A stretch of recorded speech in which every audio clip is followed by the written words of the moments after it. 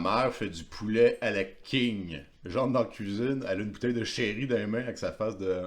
Puis elle me voit, puis elle fait, ah, Alexandre, peux-tu vérifier dans Je Anne, page, je me dois du toucher là, puis je fais, page 207, poulet à la king, 2 cuillères à soupe de sherry, maman.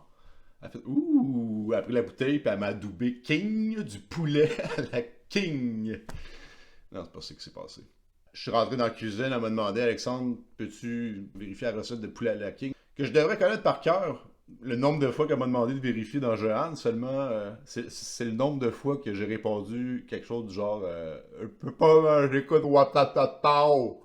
Mais hein, est-ce qu'un gars de 13 peut revenir de l'école puis relaxer? Là, j'ai répondu peut pas, j'écoute le curling avec papa puis il attend après son breuvage. Égal à moi-même.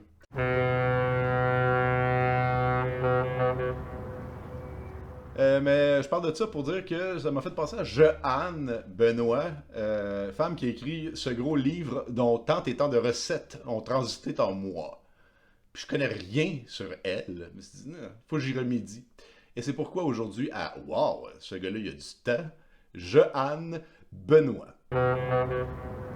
Ça s'écrit Jeanne, mais c'est Jeanne. Mes parents disent Jeanne. J'ai longtemps dit Joanne avant qu'ils me corrigent. Et que plus tard, on me dise tu dis-tu Jeanne? Ouais. Sa mère tripait sur Jeanne d'Arc, qui devait s'écrire Jehane au temps de la peste. Je continue à dire Jeanne parce que j'évolue plus. Jeanne naît Patenaude en 1904 à Westmount. Westmount, un nom qui fait mal à Junior. La Poune est née en 1903 dans le faubourg Amelas, qui aime se situer. Ses parents viennent de la campagne et se sont installés dans un drôle d'écosystème pour des francophones. Ça, c'est sa rue. Il n'y a pas de fudge you money chez les Patenaudes. Assez pour que la petite ait une nanny, un poney, des poupées maléfiques. Son papa dirige cette banque. Aujourd'hui, un spa où, j'ai entendu dire, les joueurs du National viennent avec leur maîtresse nouvel âge. Elle n'est pas très proche de sa mère, qui est une belle grande femme, qui aime qu'on la félicite sur ses belles robes ou qu'on la félicite sur les belles robes que Jeanne apporte. Jeanne, viens montrer ta belle robe que je t'ai achetée. Plus près de son père, qui est vraiment ce qu'on pourrait appeler un nerd. Le gars, il passe à la gauche, à la bière d'épinette, ça a l'air. La grande affaire de sa vie, à son père, c'est sa méthode pour apprendre l'anglais sur gramophone, la méthode Patnaud. Et Joanne va apprendre son anglais comme ça, en étant la patiente numéro 1 de la méthode Patnaud. Elle passe tous ses étés chez ses grands-parents maternels dans la belle campagne d'Oka. Elle aime beaucoup sa grand-mère, qui est une femme, on va dire, woke pour l'époque. Elle lit les livres à l'index, puis affectionne Voltaire. On est dans la campagne d'autrefois, mais pas celle où quand quelqu'un fait une crise d'épilepsie, il y a un autre qui crie. Il y a grand mal. Ça, je reconnais les symptômes du grand mal.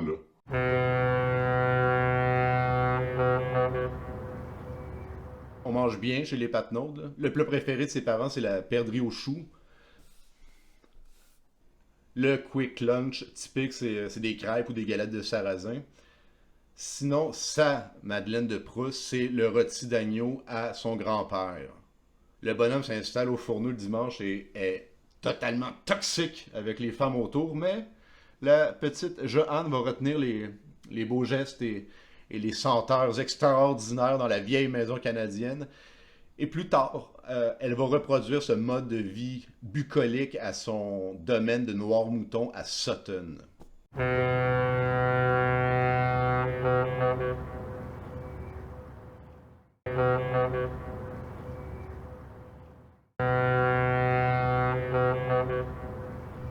De 6 à 16 ans au pensionnat du Saint-Nom de l'enfant du Saint-Sacrement de Calice de Tabarnak, ou un nom qui ressemble à ça. Les petites filles reçoivent la même éducation que les garçons reçoivent dans leur collège. Le but étant de former des épouses capables de tenir la business quand le mari est un pochetron ou quand il part un mois à pêche au saumon avec ses clients américains et sa secrétaire. Gisèle, vous êtes essentielle. Elle sort juste à Noël et à Pâques, alors que l'école est à 8 minutes de calèche de chez ses parents. Est-ce qu'elle a manqué d'affection là, elle? Ouh. Joanne dit qu'elle aurait fait une excellente religieuse. Comprendre? J'étais une chouchou calibre enfant sacré. Celle que les sœurs invitent à leur table de venir manger de la tarte pendant que les autres mangent leur compote à citrouille. À chaque rencontre de parents, les chiens se font dire que votre la petite Jeanne, c'est la prochaine Jeanne Mance. Puis là, Marie-Louise a dit Jeanne Mance, hein, parce que dans le temps, c'est que... Son seul défaut, c'est d'abuser du pain béni. Elle a tellement de rubans honorifiques en sortant du pensionnat à 16 ans que ses parents n'ont pas le choix d'accepter lorsqu'elle leur demande si elle peut aller étudier à Paris, à l'Institut Le Cordon Bleu.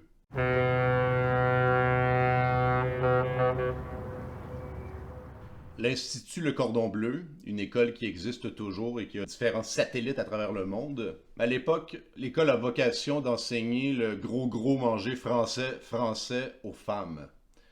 Plusieurs madames chic ont étudié là, dont Julia Child. L'école invite des grands chefs à conférencier et c'est ainsi qu'elle va rencontrer Auguste Escoffier, qui paraît qu'il va la complimenter sur son teint de pêche.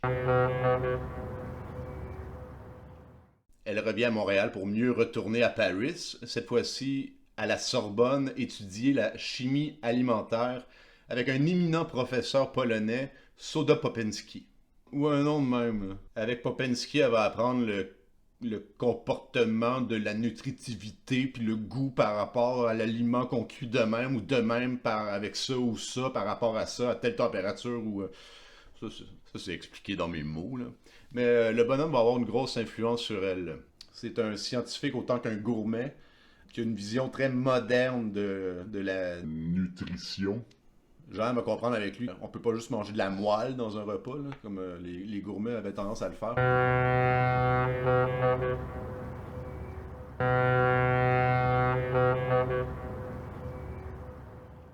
Elle est tellement bonne que son professeur lui aurait dit « Johanski, toi excellente, toi demeurer Paris, moi promulguer-toi. » Ben, il aurait dit « Oublie ça, Popinski. Avec mon accent, les Français ne me prendront jamais au sérieux. » Ce que je comprends, c'est que Joanne recherche l'amour. Et à Paris, à chaque fois qu'un garçon l'intéresse puis qu'elle s'ouvre la trappe, ça donne quelque chose de genre « Oh putain, les mecs, venez entendre cet accent archaïque! »